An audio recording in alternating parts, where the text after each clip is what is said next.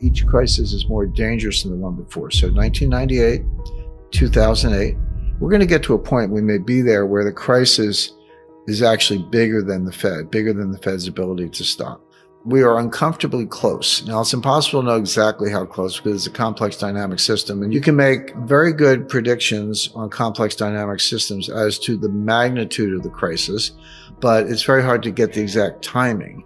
But I can say that we're uncomfortable because now we've been there twice before in recent years. 1998, we came within hours of shutting every market in the world. It began with a Russian default, by the way. August 17th, 1998, Russia defaulted on their external debt and the ruble was grossly devalued. That started a global liquidity crisis, went around the world, ended up in my lap at Long-Term Capital Management, where we had $1.4 trillion of derivatives. And everyone goes, oh, long-term capital, you guys lost a lot of money in Russia. We didn't. We lost maybe $100 million in Russia, but we lost closer to $4 billion on everything else, because in a liquidity crisis, people sell everything. It's not a question of, do you have Russian bonds? It's like, no, they sell everything. Spreads widen, not enough collateral, margin calls, people being blown out of their positions. That's what a global financial crisis looks like. We cured that with a $4 billion all-cash injection sponsored by the Federal Reserve and 2 rate cuts, one on an emergency basis by Alan Greenspan. We got through that, but we came within hours of shutting every market in the world. Same thing in 2008. We all know, September 15, 2008, Lehman Brothers. Okay.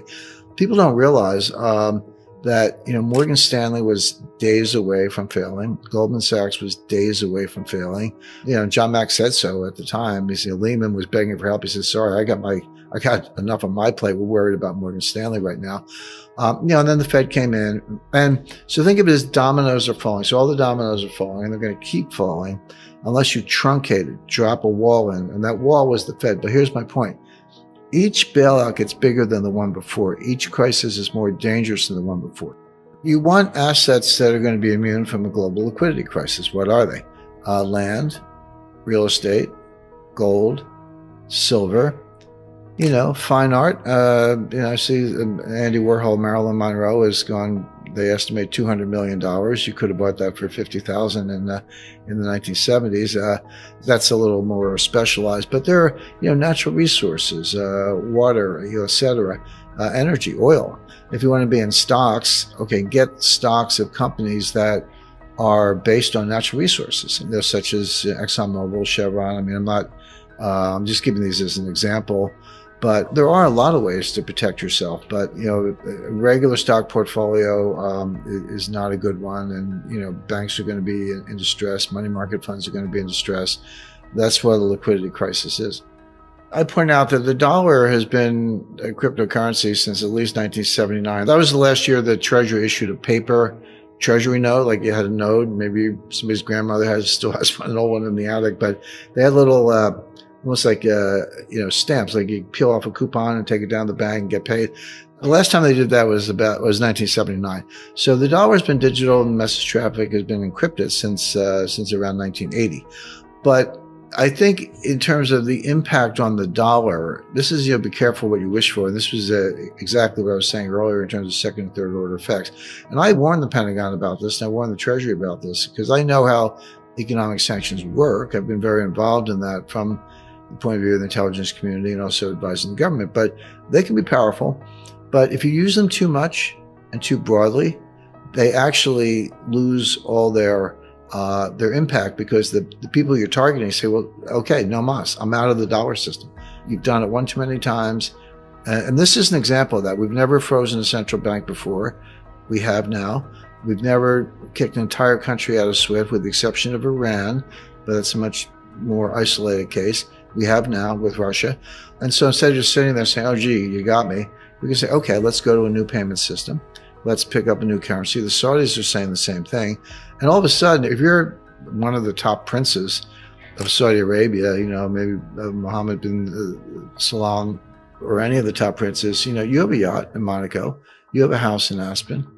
You have who knows how many houses and palaces and yachts around the world, private jets. And they're like, actually, all that stuff could be seized because that's what we're doing to the Russian oligarchs. And by the way, it's not limited to oligarchs. We saw this kind of neo-fascism in Canada very recently with Chrystia Freeland, who's the deputy prime minister, freezing the bank accounts and the crypto wallets of the truckers. Canada went so far as to criminalize it. If you supported the truckers under a recent interpretation of Canadian law through Chrystia Freeland, the deputy prime minister, that's a criminal act. So I told Justin, I said, come and get me. But my point being, so she's seizing the accounts of blue collar truck drivers and Biden's seizing the accounts of oligarchs, but it's the same thing. Okay, blue collar, multi-billionaire, but it's the same thing. Suddenly, Canada and the U.S., two of the number one, I think number 5 economy in the world, number 6 maybe, have frozen Canadian dollar and U.S. dollar accounts of people they don't like.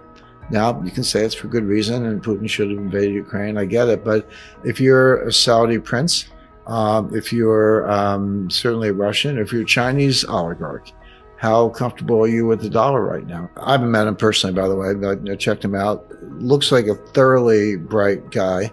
But other than carrying Larry Fink's briefcase for a few months, I mean, he's a year maybe, he's never had a job outside of academia or government. So he doesn't really understand the real world and doesn't understand what we're discussing right now. So the answer to the question was that they didn't think this through. They don't understand these knock-on effects. They don't understand how the international monetary system actually works. They don't understand the blowback. I mean, I'll give you another example. This one has received some publicity. So we throw all kinds of sanctions on Russia. So Russia said, okay, we're going to stop our exports, Russian exports of strategic metals and, chemicals and other elements that everyone else needs for inputs in their manufacturing processes. And they put a ban on exports of nickel. Well, okay, so you need nickel to make batteries, so good luck with your electric vehicles. But, okay, so U.S. throws sanctions on Russia. Russia retaliates by banning nickel exports. The price of nickel goes to the moon. It went up by a factor of 4 or 5. That's really not surprising. London Metal Exchange fell down. They had to close. Yeah. Okay, but who lost? There was a Chinese billionaire who owns one of the largest nickel mining operations in the world, who lost, I think, $5 or $6 billion. So here's Russia and the U.S. fighting an economic war, and the loser pops up in China. That wasn't on his radar screen, and that wasn't on anybody else's radar screen. But it's a good example where the damage shows up when you don't expect it.